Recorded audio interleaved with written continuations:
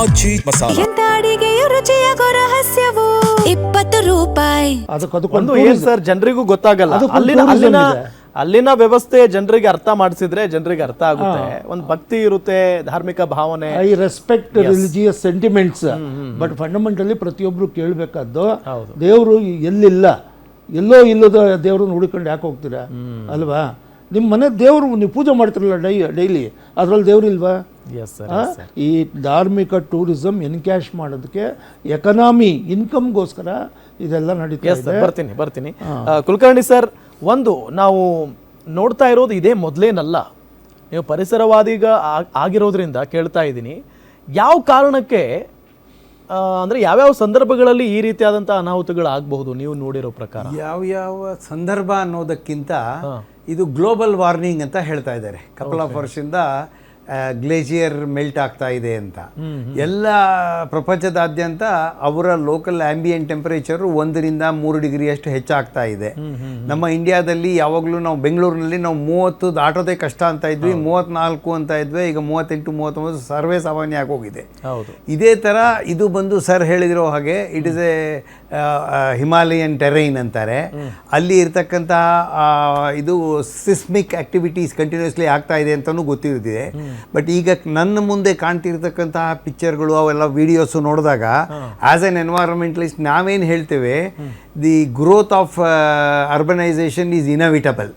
ಜನ ಹೋಗ್ತಾರೆ along the river front, along the water path, maximum number of trees to be grown, natural grown big trees. ಯಾಕೆ ಅದರ ರೂಟ್ಗಳು ಭೂಮಿಗೆ ಹೋದಾಗ ಭೂಮಿ ಜೊತೆಗೆ ಒಂದು ಹಿಡಿತ ಬರುತ್ತೆ, ಅಷ್ಟು ಈಸಿಯಾಗಿ ಭೂಕೊರತ ಆಗೋದಿಲ್ಲ ಅಂತ.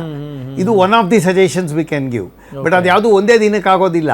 ಈಗ ಒಂದು ಗಿಡ ನೆಟ್ಟರೆ it takes couple of 10-15 years to come to a mature stage on that. ಒಂದು ಎರಡನೇದು, ಇವೆಲ್ಲದರ ಜೊತೆಗೆ ದಿ ಸಡನ್ ಅರ್ಬನೈಸೇಷನ್. ಈಗ ಸರ್ ಹೇಳಿರೋ ಹಾಗೆ ಅಲ್ಲಿ 5,000 10,000 ಹೋಗ್ತಕ್ಕಂತಹ ಜನಗಳ ಜಾಗದಲ್ಲಿ 5 ಲಕ್ಷ ಜನ ಹೋದಾಗ ಅವ್ರು ಸುಮ್ಮನೆ ಹೋಗಲ್ಲ, ಗಾಡಿ ಹೋಗ್ತಾರೆ ಅಂತ ಇದ್ದಾರೆ.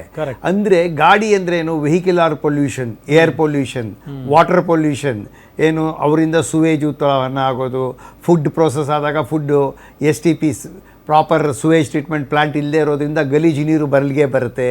ಈ ಎಲ್ಲ ಸೇರಿಕೊಂಡು ವಿ ಆರ್ ಡೂಯಿಂಗ್ ಅತ್ಯಾಚಾರ ಮಾಡ್ತಾಯಿದ್ವಿ.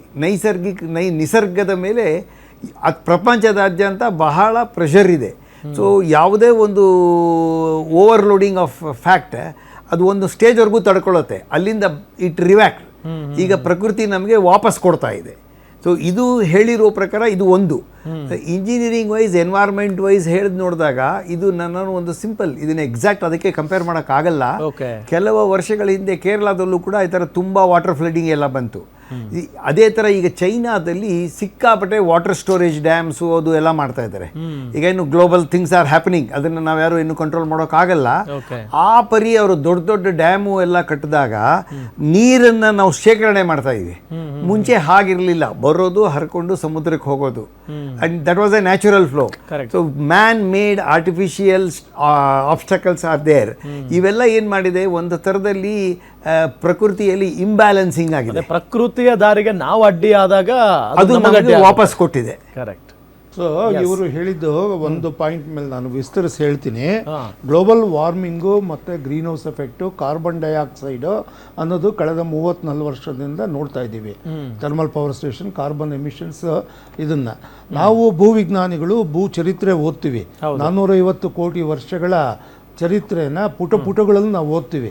ಅದರಲ್ಲಿ ನಮಗೆ ಹಿಂದೆ ಏನೇನು ಘಟನೆ ನಡೆದಿದೆ, 100,000 ಪಟ್ಟು ಹೆಚ್ಚಿನ ದುರ್ಘಟನೆ ನಡೆದಿವೆ, ಕೆಟಾಸ್ಟ್ರೋಫ್ಸು, ಕೆಲಾಮಿಟೀಸ್ ಆಗಿವೆ. ಈಗ ನಾವು ನೋಡ್ತಾ ಇರೋದು ಚಿಕ್ಕ ಪುಟ್ಟದ್ದು. ಇದು ಕೂಡ ಚಿಕ್ಕದೇ ಹೇಳಬೇಕು ಅಂತಂದರೆ. ಇದು ಒಂದು ಜಿಯಾಲಜಿಕಲ್ ಪ್ರೋಸೆಸ್ಸು. ಆ ಹಿಮಾಲಯ ಬೆಳೀತಾ ಇದೆ, ಅದು ಏನೋ ರೆಡ್ಯೂಸ್ ಆಗುತ್ತೆ ಮುಂದೆ ಒಂದು ಕಾಲಕ್ಕೆ. ಈ ರೀತಿಯ ಪ್ರೋಸೆಸ್ನಿಂದ ರಾಕ್ ವೇಸ್ಟಿಂಗ್ ಆಗಿ, ಮಾಸ್ ವೇಸ್ಟಿಂಗ್ ಆಗಿ ಮೆಟೀರಿಯಲ್ ಹರಿದು ಬಂದು ಸಮುದ್ರಕ್ಕೆ ಸೇರ್ಕೊಳ್ಳುತ್ತೆ. ಆಗ ಹಿಮಾಲಯ ನೆಲಮಟ್ಟಕ್ಕೆ ಇಳಿಯುತ್ತೆ. ಇದು ಗ್ರಾಜುಯಲ್ ಆಗೋವಂಥದ್ದು. ಈ ಒಂದು ಕೇರಳ ದುರಂತ ಹೇಳಿದ್ರಲ್ಲ, ಕೊಡಗು 2018ರಲ್ಲಿ ಆಗಿದ್ದು, ಅದು ನನಗೆ ಭಾಳ ಪಿಂಚ್ ಆಯಿತು. ಆಸ್ ಎ ಸೈಂಟಿಸ್ಟ್ ಇದಕ್ಕೇನು ಉತ್ತರ ಅಂತ ಕಂಡುಹಿಡಿಬೇಕು ಅಂತ ನಾನು ನನ್ನ ಮೇಲೆ ಅದನ್ನು ಚಾಲೆಂಜ್ ಆಗಿ ತಗೊಂಡು ನಾನು ಚಾಲೆಂಜ್ ಆಗಿ ತಗೊಂಡು, Okay. ಯಾಕೆ ಅಂದರೆ ಇಟಾಲಿನಲ್ಲಿ ಒಬ್ಬ ಸೈಂಟಿಸ್ಟ್ ಮೇಲೆ ಕೇಸ್ ಹಾಕಿದ್ರು ಒಂದು ಅರ್ಥಕ್ವೇಕ್ ಆದಾಗ, ಇಟ್ ಈಸ್ ಯುವರ್ ಫೇಲ್ಯೂರ್ ಅಂತ. ಆ ರೀತಿ ಜನ ನಮ್ಮನ್ನು ಕ್ವಶನ್ ಮಾಡೋ ದಿನ ಬರುತ್ತೆ ಅಂತ ನಾನು ಅದನ್ನು ಅಧ್ಯಯನ ಮಾಡಿ ಸಂಶೋಧನೆ ಮಾಡಿ 19ರಲ್ಲಿ ಒಂದು ಕಾರಣ ಕಂಡಿಡಿದೆ. ಅದು ಪ್ರತಿದಿನ ವಾಚ್ ಮಾಡ್ತಾ ಇದ್ದೆ, ಅದನ್ನು ಹೇಳ್ತೀನಿ. ಆಗ ಏಪ್ರಿಲ್ 19ರಲ್ಲಿ ಕೇರಳ ಕೊಡಗು ಮರುಕಳಿಸುತ್ತೆ ಅಂತ ಹೇಳಿದೆ. ಯಾರು ನಂಬಲಿಲ್ಲ, 2 ತಿಂಗಳು ಮುಂಚೆ ಹೇಳಿದೆ ಅದೇ ಈವೆಂಟ್ ಈ ವರ್ಷ ಆಗುತ್ತೆ ಅಂತ. ಕೊಡಗುದವ್ರಿಗೆ ಆಘಾತ ಆಯಿತು, ಯಾರು ನಂಬಲಿಲ್ಲ. ಟಿ ವಿನವರು ಎಲ್ಲರೂ ಕರೆದು ಅರ್ಧ ಗಂಟೆ ನನ್ನ ಕೊರೆದ್ರು, ಗ್ರಿಲ್ ಮಾಡಿದ್ರು. ಯಾವ ಆಧಾರದ ಮೇಲೆ ಹೇಳ್ತೀರಾ ಅಂತ. ನಾನು ಆಧಾರ ಅವ್ರಿಗೆ ತೋರಿಸ್ದೆ. ನೋಡಿ, ಗ್ಲೋಬಲ್ ಈ ರೀತಿ ಡೆವಲಪ್ಮೆಂಟ್ ಆಗ್ತಾ ಇದೆ, ಇಲ್ಲಿ ಇದು ನಡೀತಾ ಇದೆ, ಎರಡಕ್ಕೂ ಒಂದಕ್ಕೊಂದಕ್ಕೆ ಲಿಂಕ್ ಇದೆ ಅಂತ. ಸೊ ಅದನ್ನು ನಿಜ ಆಯಿತು, ಅರ್ಧ ಜನ ನಂಬಿದ್ರು. 20ರಲ್ಲಿ ಸಾಮಾನ್ಯ ಅಂತ ಹೇಳಿದೆ, 21 ಸಾಮಾನ್ಯ, 22 ಸಾಮಾನ್ಯ, 23 ಕೊರತೆ ಅಂತ ಹೇಳಿದೆ. ನನ್ನ ಈ ಅಧ್ಯಯನ ಜಿಯಾಲಜಿಗೂ ಮೀಟಿಯಾಲಜಿಗೂ ಲಿಂಕ್ ಮಾಡಿ ಜಿಯೋಮೀಟಿಯಾಲಜಿ ಅಂತ ಒಂದು ಸೈನ್ಸನ್ನು ಕಂಡುಹಿಡ್ದೀನಿ ನಾನು. Based on geological ವಾಲ್ಕನಾಲಜಿಕಲ್ submarine eruptions ಆಧಾರದ ಮೇಲೆ. ಆ ಸಬ್ಮರೈನ್ ಸಿ ಫ್ಲೋರ್ನಲ್ಲಿ ಏನಾಗ್ತಾ ಇದೆ ಅಂತ ನಮಗೆ ರಿಪೋರ್ಟ್ ಬರಲ್ಲ. ಆನ್ಲೈನ್ ಎಲ್ಲಾದರೂ ಗೊತ್ತಾಗ್ಬಿಡುತ್ತೆ ಈ ಆ್ಯಪ್ ಮೂಲಕ.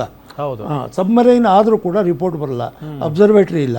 ಆದರೆ ನನಗೆ ಇಂಡೈರೆಕ್ಟ್ ಕ್ಲೂಗಳು ಸಿಗುತ್ತೆ. ಅದರ ಆಧಾರದ ಮೇಲೆ ನಾವು ಸ್ಟಡಿ ಮಾಡ್ತಾ ಇದ್ದೀವಿ. 18-19ರಲ್ಲಿ ಆ ಪ್ರೋಸೆಸ್ಗಳು ಭೀಕರವಾಗಿದ್ದು, ಟೆರಿಫಿಕ್ ಆಗಿದ್ದು. ಹವಾಯಿ ಸುತ್ತಮುತ್ತ, ಅರೇಬಿಯನ್ ಸೀನಲ್ಲಿ, ಬೇ ಆಫ್ ಬೆಂಗಾಲ್ನಲ್ಲಿ, ಜಾವಾದಲ್ಲಿ, ಕ್ರಾಕಟೋವಾದಲ್ಲಿ, ಆ ಕಡೆ ಬಾಲಿ ದ್ವೀಪ, ಅಗುಂಗ್, ಫಿಲಿಪೈನ್ಸ್, ಇಲ್ಲೆಲ್ಲ ಅದರ ನೆಟ್ ಪರಿಣಾಮ ಕೇರಳ ಮತ್ತು ಕೊಡಗು ಮೇಲಾಯಿತು. ಹಾಗೆ ಕಳೆದ 24 ನಾರ್ಮಲ್ಲು, 25 ತುಸು ಕೊರತೆ ಅಂತೇಳಿ ಈ ವರ್ಷ ಕೊರತೆ ಅಂತ ನಾನು ಜನವರಿಯಿಂದನೇ ಹೇಳ್ತಾ ಇದ್ದೀನಿ. ಇದು ಹೊಸ ಸೈನ್ಸು, ಇದು ನಾನು ಪಬ್ಲಿಷ್ ಮಾಡಿದ್ದೀನಿ, ಎಲ್ಲ ಕಡೆಗೆ ಹೋಗಿದೆ. ಇದ್ರ ಮುಂದೆ sorry to say carbon dioxide theory is a false theory, it's a bunkum theory, it's a bogus theory. It has been described as fraud on mankind.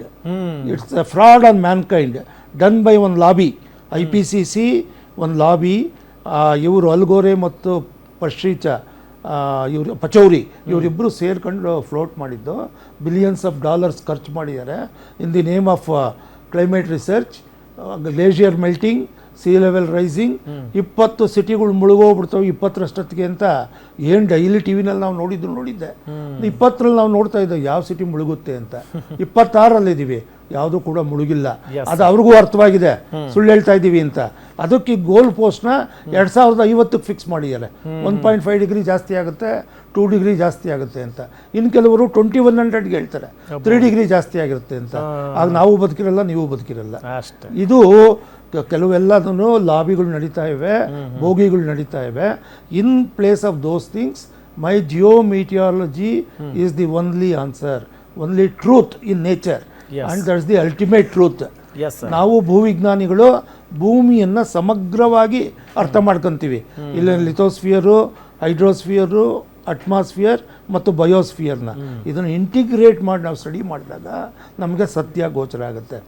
ಭಾಳ ಕೆಲವರು ಮಾತ್ರ ಇದ್ದಾರೆ ಇಂಟಿಗ್ರೇಟ್ ಮಾಡೋರು, ಇಲ್ದಿದ್ರೆ ಎಲ್ಲ ಕಂಪಾರ್ಟ್ಮೆಂಟ್ ಮಾಡಿಕೊಂಡು ಅದು ಹೈಡ್ರೋಜಿಯಾಲಜಿ, ಇದು ಮೀಟಿಯಾಲಜಿ, ಇದು ಬಯಾಲಜಿ, ಇದು ಎನ್ವಿರಾನ್ಮೆಂಟಲ್ ಸೈನ್ಸು, ಈ ಥರ ಎಲ್ಲ ಪೀಸ್ ಆಗೋಗಿದೆ. ಎಲ್ಲ ಪೀಸನ್ನು ಸೇರಿಸಿ ಜಿಗ್ಸಾ ಪಜಲ್ ಸೇರಿಸಿದಾಗ ನಮಗೆ ಟೋಟಲ್ ಪಿಕ್ಚರ್ ಎಮರ್ಜ್ ಆಗುತ್ತೆ.